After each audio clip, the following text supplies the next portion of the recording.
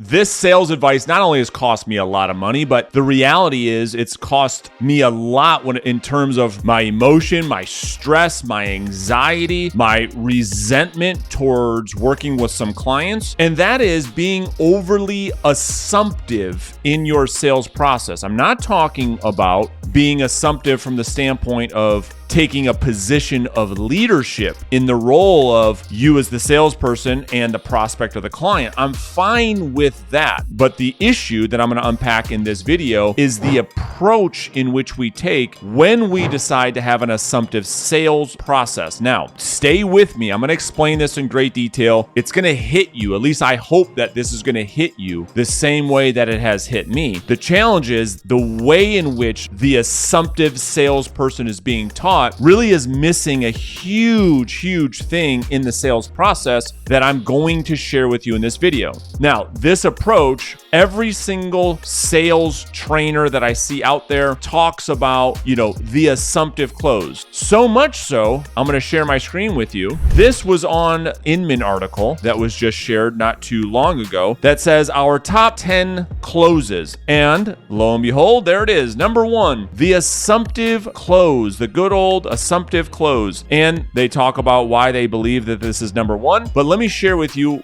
the recommendation that they're giving. So they give you an example if you're in real estate sales, which most of you are, with buyers. Since you are already pre-approved and have detailed what type of home you're looking for, let's set up some time to start touring homes together. Will this coming Saturday at 2 work, or do you prefer Sunday at 1? Now, you might say, well, Brandon, what's wrong with that? I mean, what's the issue? That sounds good to me. Okay, so let me be very clear so that you understand this as deeply as you can. The approach to taking control is fine. However, here's a massive caveat. When we sell being assumptive, it also relinquishes us to be the trusted advisor. It relinquishes leverage that we need to control if we are going to serve a client at the highest level. We call this equal business stature. And if you relinquish all of your status, all of your authority to the prospect because you brought up the idea that it's a good idea for us to already work together. In other words, you're going to try to assume the sale. You give all the leverage, you give all the power to the prospect to make all the decisions. The biggest one being, are they going to work with you or not? So pay attention, focus right here, right now. If you go to a prospect and you're having a conversation with a prospect and you say, Mr. Prospect, it seems like the meeting has gone great. I'd love to do this. I'd love to do that.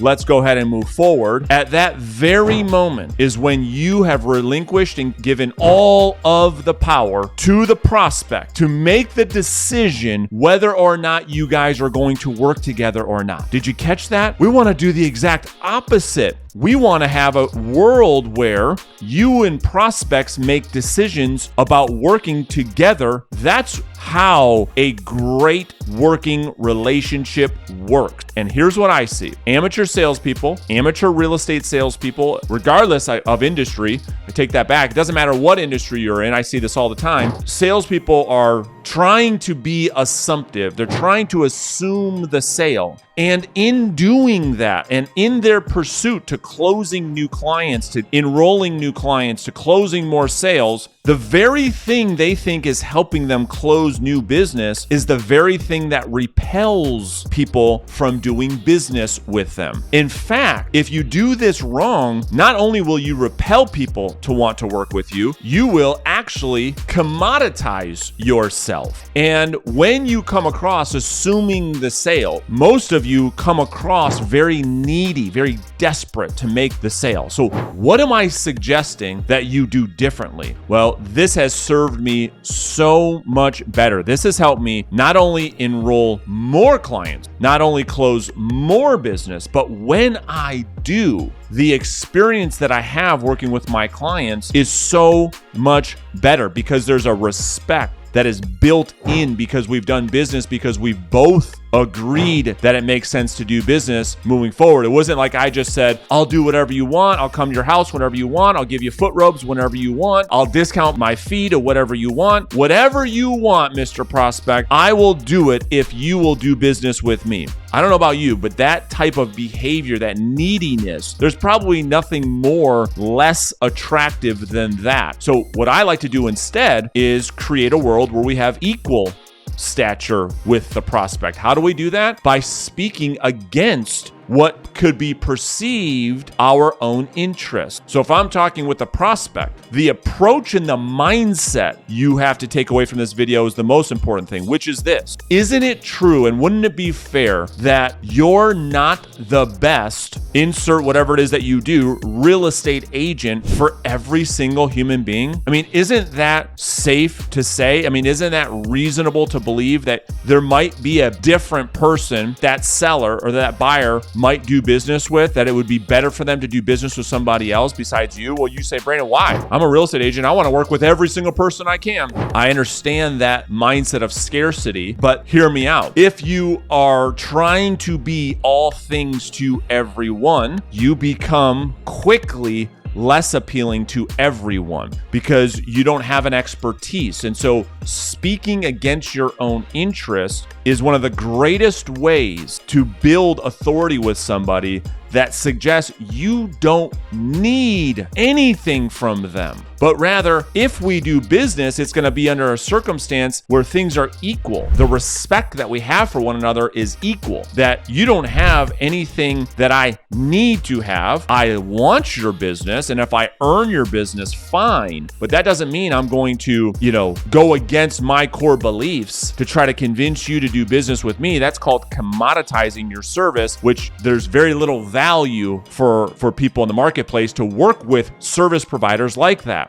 So if I'm speaking against my own interest, I'll give you an example of what that could sound like. Mr. Prospect, listen, I'm going to shoot you straight. I'm not the right agent for everyone. Rather than try to agree to anything over the phone, can I make a recommendation? Why don't we get together one day this week, have a conversation about what it is that I do? I'll ask you some questions about what it is that you're looking to do. And then through our conversation, we can discover if potentially working together has value for both of us. And at the end of that meeting, we could decide one way or another. And if it's a no, it's perfectly okay. And when you can communicate like that, because it's more of a mindset than it is more a script, when you have the mindset to approach your sales conversations, to approach prospects like that, what you're going to find is that you are more appealing to the prospect.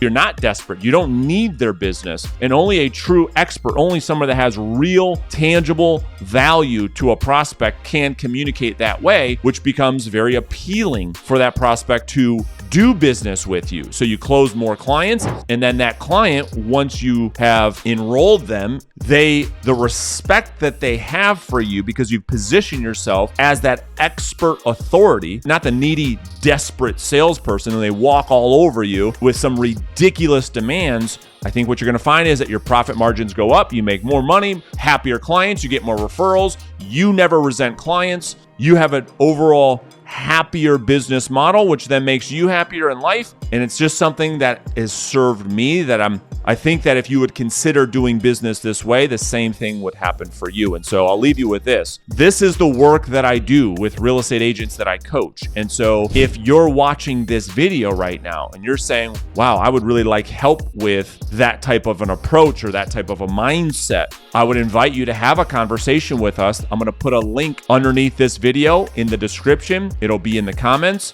Schedule a day and a time that works best for you, and we can have that conversation about potentially working together. And like I said before, at the end of the conversation, it's going to be clear whether or not working together to accomplish the goals that you've set makes sense or not. And so I would invite you to do that. And if now's not the right time for that, perfectly fine. My goal is that you get great takeaways, great value from these videos. And if you are, I'd invite you to hang out, subscribe to the channel, and I'll see you guys in another video very soon.